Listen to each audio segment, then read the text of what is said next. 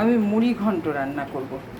দুটো ছোট ছোট আলু নিয়েছি একটু আদা, 3টে কাঁচা লঙ্কা, পেঁয়াজ একটা টমেটো ছোট দেখে, আর অল্প একটু চিড়ে, আর এখানে 500 মতো কাতলা মাছ আছে, কাতলা মাছ ভেজে রেখেছি। দেখুন এইটুকু চিড়ে নিয়েছি, চিড়েটা আমি প্রথমে আগে ভালো করে ভেজে নেব, চিড়েটা ভালো করে ভেজে নেব।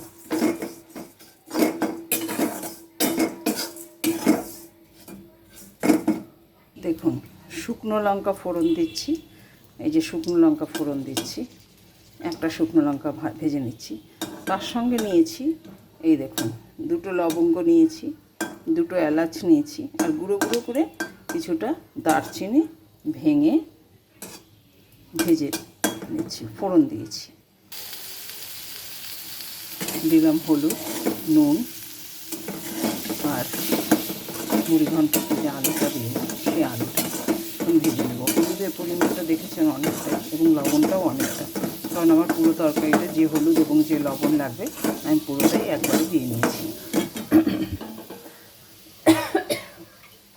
দিয়ে নেব 3টে কাঁচা লঙ্কা, দিয়ে আমি তরকারি দিয়ে কাঁচা লঙ্কা দিয়ে দিলাম সামান্য চিনি,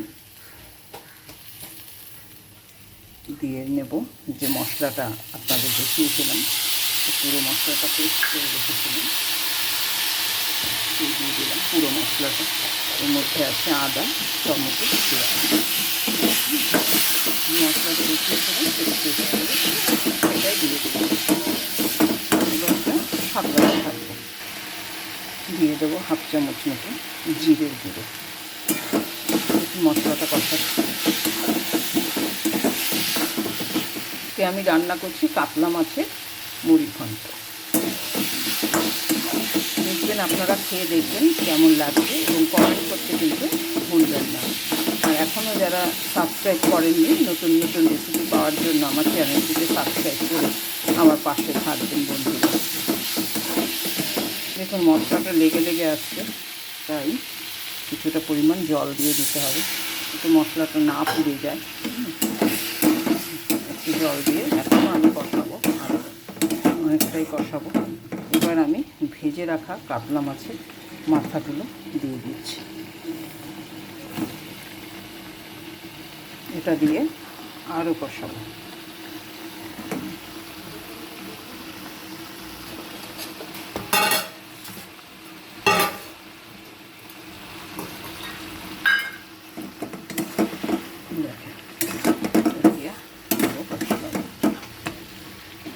দেখুন আমি সাতলাচ্ছি, এইভাবে আরও কিছুক্ষণ কষাবো। আলু, মশলা, তার সঙ্গে কাতলা মাছের মাথা দিয়ে দেখুন কষিয়ে নিচ্ছি। এখন আরও কিছুক্ষণ কষাবো, তারপর আমি চিড়েটা দেবো। এখন লেগে আসছে, এবার আমি দিয়ে দিলাম পরিমাণ মতো জল। দেখুন পরিমাণ মতো জল দিয়ে দিয়েছি। কাঁচা লঙ্কার তরকারি কিন্তু দেখতে খারাপ হয়নি, লাল কটকটে হয় না, কিন্তু শরীরের জন্য ভালো। দেখুন চিড়েগুলো কীরকমভাবে ফুলছে, ফুলে একদম গলে যাবে। এবার আমি ঢেকে দেব। কিছুক্ষণ পরে ঢাকনা খুলে গরম মশলা দিয়ে নামাবো, ঘি একটু গরম মশলা দেব। এবার ঢাকনাটা তুললাম। দেখুন আপনারা এত ঝোল দেখছেন, কিন্তু এই ঝোল থাকবে না, এই ঝোল টেনে যাবে, নামিয়ে রাখলেও টেনে যাবে, যেহেতু আমি চিড়ে দিয়েছি, মাছের মাথা দিয়েছি।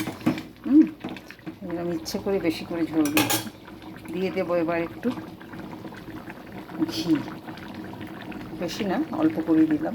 একবার গোটা গরম মশলা দিয়ে ফোড়ন দিয়েছি, তবু আমি আরেকটু গরম মশলা অল্প করে পরিমাণ দিয়ে দিলাম, বেশি দিলে আবার গরম মশলা তেতো হয়ে যায়। হয়ে গেল আমার মুড়ি ঘন্ট। আমি ইচ্ছে করে ঝোল রেখেছি, কারণ আজকে আমার শুকনো খাওয়া দাওয়া, ঝোল রেখেছি, আর এই ঝোলটা আপনারা যেটা দেখছেন এটা থাকবেও না।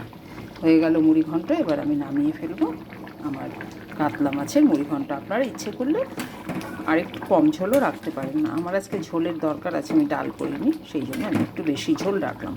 আপনারা ইচ্ছে করলে ঝোলটা একটু কম দিয়ে রান্না করতে পারেন। ভালো থাকবেন সবাই।